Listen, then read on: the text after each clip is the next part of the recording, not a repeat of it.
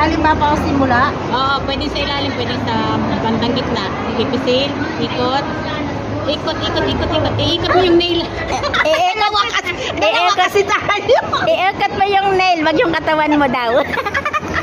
Ulit, okay. Okay, ikaw mag-turn down. Ako mag-ikot, sige. Pisil lang to. Makihawak ka ate, para dalawa tayo, para alam mo. Sige daw, sige lang. Sige, ikot, ikaw lang. Sige. Parang, oo. Napipipi yung Rosa.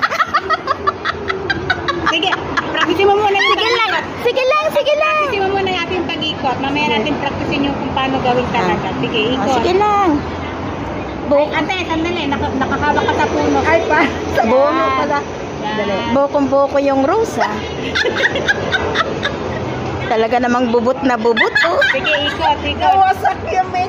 Hindi pa bumubuka. Oo. Tawa na naman. Tawa ng tawa eh. Talagang bubot na bubot ang rose niya. Ang ganda naman. Nakailan na ba? Nakailang ikot ka na? Nakailang petals ka na? Ewan ko ba? Isang diretsong malaki. Bilangin mo na 1, 3, Magbilang tayo ate. 3, 5, 5, 7. Sige, hawakan ko yung kamay mo na. Pisil. Oh. Pag ganun, 1. Okay. Sa petals na pala. Dalawa. Kung saan ka nag-umpisa, gitnain mo yun. Sa gitna. Ay, kung saan ka nagtapos, tatlo. Yan. Apat. Gitnain mo ha, yung pinagtapusan mo. 5. 5 lang. Sige. 5. Ano, gawin na Hindi, natin maganda ito. yan. Huwag mo sabihin pangit. Sige. Effort mo yan, 101%.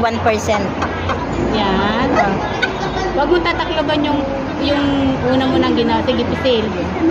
101% mo yung effort mo dyan. Maganda yan. Ituloy mo lang. Ilapat mo ate. Ilapat mo. Sige. Pisil. Yan. Sige, pisil. Galusugin natin. Gano'n lang ng ganon. Yan. Oo.